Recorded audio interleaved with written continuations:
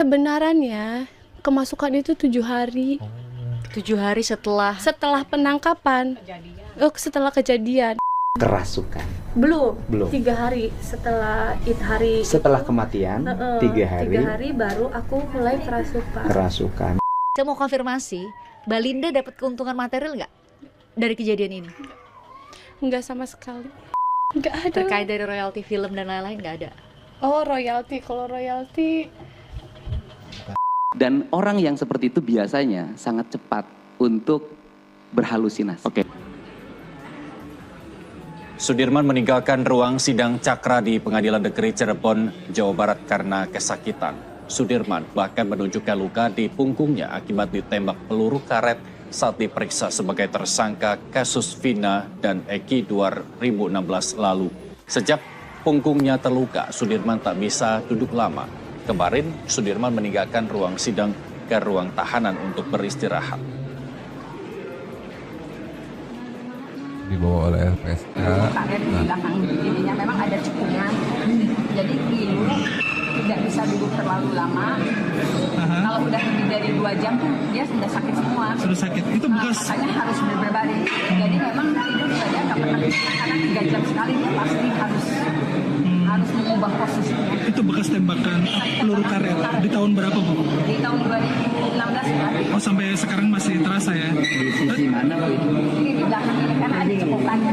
Tinggal Kanan. Ini ada tulang ekor, Oh, tinggal itu. dekat tulang. Dan tadi gimana bisanya dia mengeluh atau gimana di ruang Kan sidang? kelihatan ini udah mulai nggak nyaman. gelisah ya? Udah gelisah. Dan ini juga patah. Aha. Jari manis tangan patah. kanan kiri.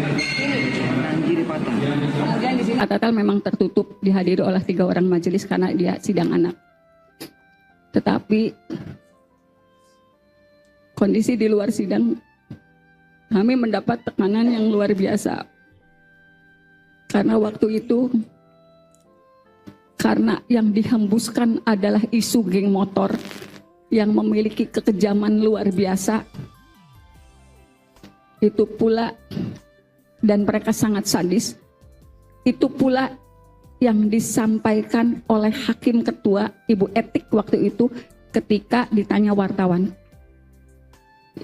Geng motor kekejamannya sangat sadis. Saya masih punya clippingnya. Saya masih pegang clipping korannya. Jadi setiap Saka Tatal dibawa ke ruang sidang menuju lorong, jangankan Saka, saya juga mendapatkan perlakuan yang luar biasa.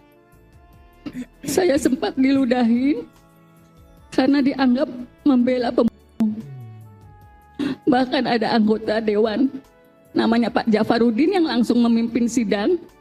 Dengan suara keras dia menyatakan, nanti anaknya pengacara juga mengalami nasib serupa seperti Vina.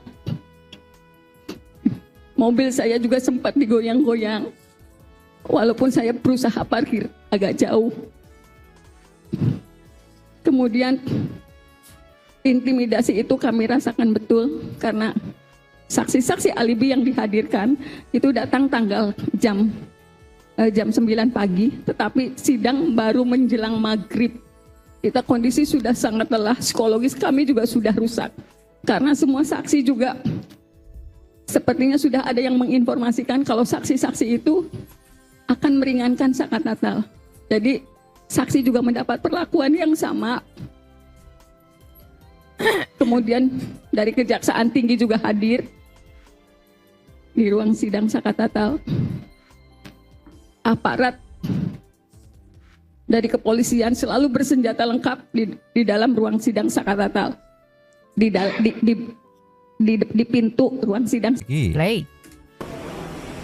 Kuasa hukum terpidana Saka Tatal kasus pembunuhan Eki dan Vina sepasang kekasih Hakim ketuanya, mempertanyakan 2 saksi yang sampai sidang terakhir belum juga dihadirkan. Penasehat hukum terdakwa Saka Tatal Titin Priyalianti mengatakan bahwa Saka Tatal yang masih di bawah umur tidak bersalah dan pihaknya mempertanyakan 2 saksi yang sampai sidang terakhir belum juga dihadirkan. 2 saksi yang ada dalam berita acara pemeriksaan yaitu atas nama Aep dan Dede belum pernah keluar. Padahal keduanya merupakan saksi kunci yang mengetahui para pelaku secara detail. Bahkan konon mereka mengetahui semua para pelakunya.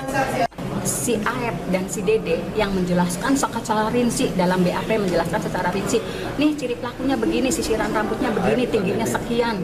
Itu tidak pernah dihadirkan oleh jaksa penuntut umum. Untuk itu pihaknya yakni bahwa kliennya Saka Tatal tidak bersalah dan akan divonis bebas.